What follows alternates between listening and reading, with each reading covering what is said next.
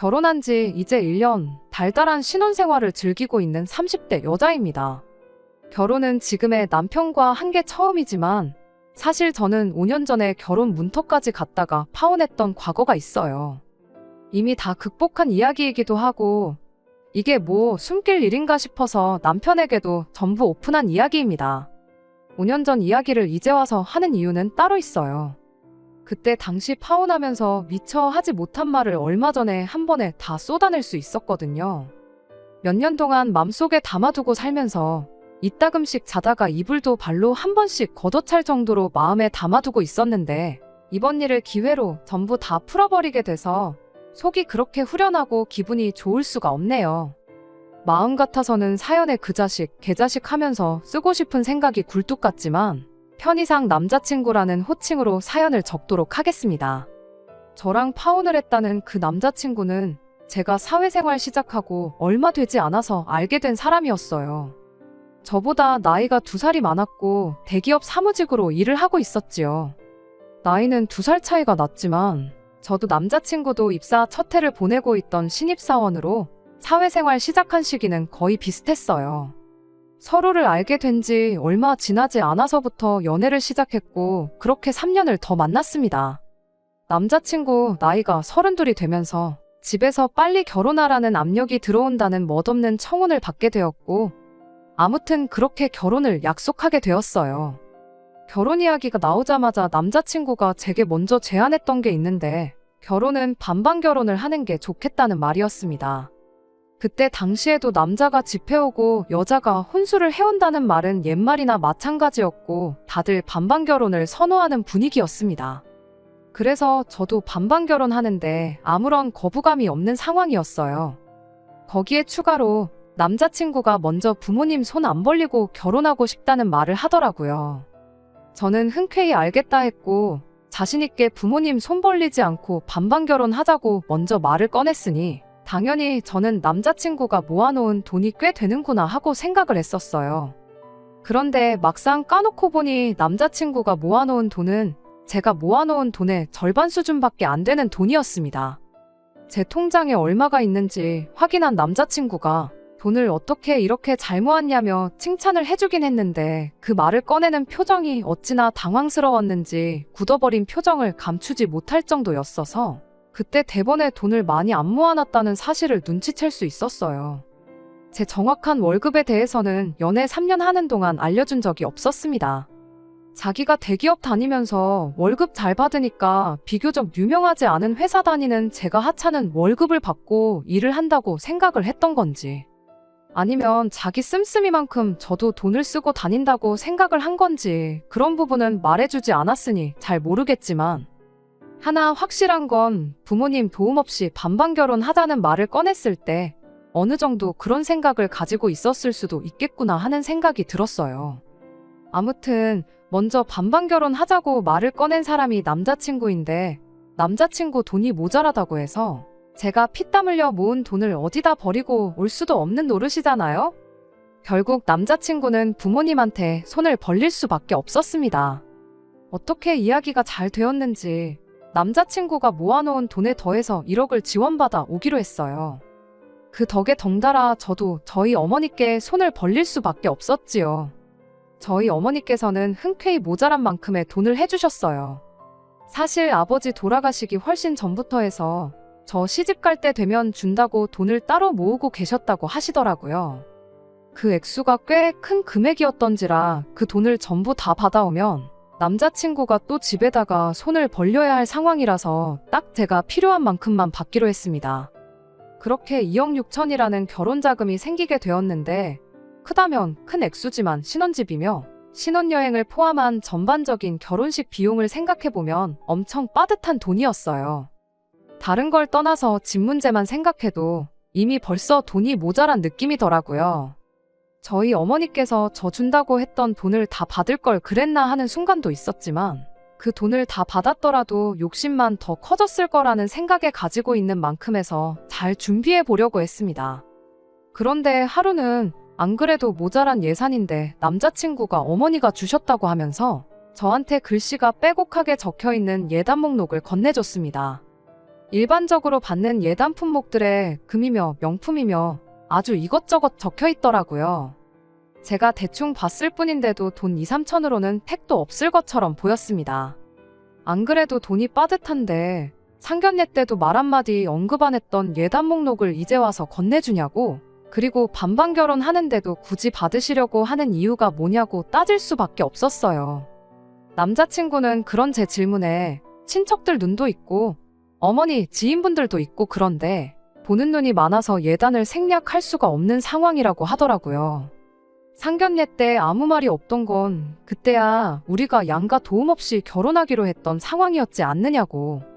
그런데 자기 부모님이 1억이나 되는 거금을 지원해준 지금 예단을 요구하는 건 당연한 절차가 아니겠냐고 하더군요. 그래도 우리 예산이 빠듯해서 집 알아보는 것만 해도 머리가 터질 것 같은데 예단까지 해가면 너무 힘들 것 같다 설명을 해줬더니 남자친구가 한다는 소리가 자기 주변에 먼저 결혼한 친구들한테 물어봤는데 우리보다 없이 시작했는데도 여자 쪽에서 예단은 다 해왔다더라 하면서 예단만큼은 포기할 수 없다는 굳은 의지를 보여줬습니다. 아들 결혼시키는데 지원을 해줬으니 본전은 뽑아야겠다는 소리로밖에 들리지 않았습니다. 그렇게 말은 하지 않았지만 당장 그 예단 해드리는 것보다 그 돈 돌려드리고 대출받아 이자 내는 게 오히려 더 싸게 느껴지더라고요. 그래서 남자친구한테 차라리 지원받아온 그 돈 도로 돌려드리라 했어요. 그냥 내가 모아놓은 만큼에서 당신이 모자란 만큼만 받아오라고, 그렇게 반반 결혼하고 예단은 생략하는 게 좋겠다고 솔직한 제 생각을 말했더니 남자친구는 그런 제 말에도 계속 엄마 체면 이야기만 꺼내더군요. 저랑 좀처럼 의견이 좁혀지지 않는 와중에 남자친구가 그제서야 짜증 가득한 말투로 한다는 소리가 자기가 돈을 그만큼밖에 모으지 못한 이유가 따지고 보면 너한테 있는 거라며 제 탓을 하기 시작했어요. 어처구니가 없더라고요. 남자친구 말은 이거였어요. 저랑 3년 연애하는 동안 데이트 비용으로 나간 돈이 어마무시하기 때문에 돈을 모을 수 없었던 거라고요. 남자친구가 모아놓았던 돈은 3천이었고 제가 모아놓은 돈이 7천이었습니다. 3년 연애하면서 데이트 비용으로 4천만 원을 썼다고 하기엔 가당치도 않은 소리나 마찬가지였어요. 데이트 비용, 칼같이 계산해서 정확히 반반을 냈던 건 아니지만 여태껏 저도 데이트 비용을 같이 부담했었거든요. 이따금씩 남자친구가 기분 내겠다고 전부 계산했던 적이 있지만 그럴 때면 저도 그 다음번 데이트에서는 제가 전부 계산하는 식으로 했었어요. 아무리 못해도 남자친구가 밥을 샀으면 커피는 제가 사는 식으로 꽤나 합리적인 데이트를 해왔었습니다. 그렇다고 저한테 뭐 몇백만 원, 몇천만 원 하는 명품 선물을 사줬던 적이 있던 것도 아니었어요. 암만 남자친구가 저보다 더 많은 비용을 부담했어봐야 말 그대로 밥값하고 커피값 정도의 차이잖아요. 저희가 3년 연애한 기간이 일수로 1000일 조금 넘었어요. 그 긴 일수 동안 저희가 하루도 빠짐없이 매일같이 만나 데이트를 했다고 치고 남자친구가 밥 사고 제가 커피를 샀다고 쳐서 넉넉 잡아 남자친구가 저보다 하루에 3만 원씩 더 썼다고 쳐서 계산을 해봐도 그 금액이 3천만 원밖에 안 돼요. 여전히 1000만 원이 부족한 계산이죠. 그러니 남자친구가 데이트 비용을 내느라 저 때문에 못 모았다는 말은 말도 안 되는 억지밖에 되지 않았지요. 그런 건 계산도 안 해보고 저랑 데이트하느라 돈을 못 모았네. 지가 그때 얼마를 더 썼네. 이딴 소리를 하고 있으니 어이가 없었습니다. 결국 그날 예단에 대해서는 그렇다 할 합의점을 찾지 못했는데 집에 가서 어머니한테 이 사실을 알리니 어머니께서는 당신이 돈을 해줄 테니 그냥 해달라는 거 해주라는 식으로 나오셨어요. 어차피 저 결혼할 때 전부 다 주려고 했던 돈 그거 다 안 받아가지 않았느냐 하시면서 그 돈으로 해주는 거니까 걱정 말라고 하시는데 엄마 주머니 사정이 걱정돼서 그러는 게 아니라고 얼토당토 않은 계산법 운운하면서 어떻게 본전 찾아가려고 하는 게 뻔히 보이는데 원하는 대로 해주고 싶지 않은 거라고 했죠. 제 말에 저희 어머니는 괜히 해달라는 거 안 했다가 결혼 생활 내내 시댁에서 너를 고깝게 보고 싫은 소리 하고 그렇게 내버려 둘 바에 그냥 두 눈 꾹 감고 해달라는 거 다 해주고 제가 앞으로 생색을 내는 게 더 나은 방법 아니겠냐 하시더라고요. 어머니도 남자친구 집에서 하는 꼬라지가 마음에 안 들긴 하지만 돈이 없는 것도 아니고 어차피 제가 필요했으면 전부 다 저한테 줬을 돈인데 그냥 그쪽 집에다가 내 딸 앞으로 잘 봐주시라 뇌물 바치는 거라 생각할 테니 괜히 그걸로 스트레스 받고 그러지 말라셨습니다. 어머니 말씀에도 저는 도무지 이 상황을 이해하기도 싫었고 받아들이고 싶지 않았지만 결국 어머니의 설득 끝에 예단을 해가기로 했습니다. 이래저래 견적을 내보니 2,500 정도 들어가더라고요. 언짢기는 했지만 어머니 말대로 좋은 게 좋은 거 아니겠냐 생각하려고 노력했어요. 예단 이야기가 해결되니 남자친구도 남자친구 집도 더 이상 번거롭게 굴지 않았고 그 뒤로부터는 결혼 준비가 일사천리로 진행이 되기 시작했습니다. 그렇게 결혼식 날짜까지 다 잡히고 청첩장도 돌릴 만한 사람들한테 다 돌린 상황이었어요. 예단 문제로 티격태격하긴 했지만 남자친구랑도 더할 나위 없이 좋았고 제 첫 해외여행이나 마찬가지였던 신혼여행 생각에 한참 들떠있던 어느 날이었는데 언젠가부터 어머니가 안색도 안 좋고 평소랑 다르게 너무 쉽게 지치고 힘들어하셔서 어머니를 모시고 병원을 다녀오게 되었습니다. 그리고 그때 어머니가 간암 판정을 받게 되었습니다. 제 결혼이라는 경사를 앞두고 어머니가 간암이라는 사실을 알게 되니 세상이 무너지는 것 같았어요. 그래도 한숨 놓을 수 있었던 건 암이 그나마 초기에 발견되었고 초기라면 완치율이 높다는 사실을 듣게 되었기 때문입니다. 어머니가 좀 힘드시겠지만 결혼식도 참석할 수 있을 정도였고요. 그런데 저희 어머니가 암이라는 소식을 들은 남자친구 집에서 아주 난리가 났더군요. 저희 어머니 걱정 때문에 난리가 난 거였으면 참 마음뿐이라도 감사스러웠겠지만 애석하게도 그 난리는 저희 어머니 걱정 때문에 그런 건 아니었습니다. 당시 예비 시어머니였던 남자친구 어머니한테서 저한테 직통으로 전화가 걸려왔어요. 결혼 준비하는 내내 남자친구 어머니와 할 이야기가 있으면 남자친구 통해서 했지 제가 직접 연락하거나 저한테 직접 연락이 왔던 적은 한 번도 없었거든요. 그 덕에 붙일 정도 거의 없는 거나 마찬가지였는데 통화를 하고 나니 거의 없던 정도 뚝 떨어지더군요. 전화로 저희 어머니 상태가 어떤지 심심한 위로의 말을 건네기는커녕 전화 받자마자 저한테 한다는 소리가 아무리 어머니가 암이라도 나한테 해오기로 했던 예단건에 대해서는 절대로 차질없게 잘 준비하라는 소리였으니까요. 어이가 없어서 말이 안 나와 입만 뻐끔거리고 있었는데 사람이 약속을 잘 지켜야 하는 거라며 첫 단추부터 이상하게 끼울 생각 하지 말라고 하는 겁니다. 그 말을 들으니 애초에 첫 단추부터 안 끼우는 게 맞겠다는 생각이 들었어요. 하지만 먼저 대화로 풀어보는 게 좋겠다 싶어서 그 길로 남자친구를 불러냈어요. 그 무례함에 대해 사과를 받기 전까지는 저도 도통 기분이 풀리지 않을 것 같아서 남자친구한테 이게 무슨 상황이냐 한마디 따질 생각이었지요. 남자친구는 걱정이 가득한 눈빛으로 저희 어머니 때문에 제가 속이 아니겠다며 걱정을 해주더군요. 이어서 말하길 우리 그냥 신혼집 구하지 말고 장모님 집에 신혼살림 차려서 같이 지내는 게 어떻겠냐 묻더라고요. 거기서 말이 끝났다면 엄마는 개차반이라도 자식은 정상이구나 그렇게 생각하고 파혼까지는 생각도 안 했을 거예요. 하지만 이어진 남자친구 말에 저는 파혼을 결심하게 되었습니다. 자기가 간암에 대해서 좀 조사를 해봤다고 말을 꺼내면서 완치율이 뭐 30%도 안 된다더라. 초기에 발견됐어도 결국엔 다 죽는다더라 그딴 소리를 꺼내더니 어차피 장모님이 암으로 돌아가시면 그 집이 우리 집 되는 거 아니겠냐며 그러면 우리 신혼집은 따로 구할 필요가 없으니 지네 엄마가 해준 1억 원을 돌려드려도 되는 거 아니냐입니다. 사실 집에서 그 돈 해준다고 빚을 좀 지게 되었는데 괜히 돈을 이중삼중으로 낼 필요가 있냐는 소리를 하는데 그 길로 제가 남자친구 뺨싸다귀를 한 대 올려붙였습니다. 그 더러운 입으로 우리 엄마를 장모님이라고 부르지 말라고요. 결혼식장까지 가서도 모르는 게 결혼이라는 말 못 들어봤냐고. 길게 말할 것도 없고 너네 같은 집구석하고 더 얽힐 생각 없으니 파혼하자고 했어요. 남자친구는 재미없다고 농담하지 말라고 하면서 처음엔 제 말을 못 믿는 듯한 눈치였지만 그 뒤로부터 오는 연락 다 무시해버리고 비행기표며 결혼식을 위해 예약한 것들 다 취소해놓고 그러니 그제서야 뭔가 잘못됐다는 걸 느낀 건지 저희 집 앞까지 찾아와서 잘못했다고 빌기 시작했습니다. 그간 만나온 정이 있으니 더 못 볼 꼴 보기 전에 더는 찾아오지 말라고 뭐 그렇게 매일같이 찾아와 사과하는 남자친구를 뒤로하고 파혼하게 되었습니다. 처음에는 저희 어머니도 당신이 괜히 아파가지고 딸 결혼이 날라갔구나 안타까워하셨는데 생각해보니 그딴 집구석에 우리 딸 시집을 보냈으면 죽어서도 편하게 눈을 못 감았었을 거라며 차라리 잘된 일이라 하셨어요.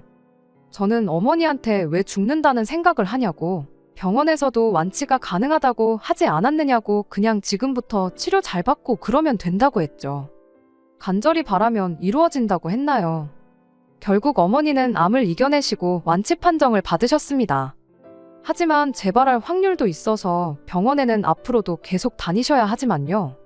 그리고 저는 어머니 모시고 병원 다니면서 인연을 키워오기 시작한 내과 선생님과 작년에 결혼식을 올리게 되었지요. 그렇게 파혼하고 나서 결혼 생각은 꿈도 꾸지 않았는데 똥차가고 벤츠가 온다더니 그 말이 그냥 재밌자고 하는 말이 아니구나 싶었습니다. 그리고 사연 시작하면서 말씀드린 대로 신혼 분위기 만끽하면서 매일을 즐겁게 잘 살고 있어요. 누군가 그러길 헤어진 연인에게 해줄 수 있는 최고의 복수는 그 사람보다 훨씬 행복하게 잘 사는 것보다 좋은 게 없다던데 그런 알량한 복수 같은 거 생각할 겨를도 없을 정도로 행복하게 잘 지내고 있었습니다.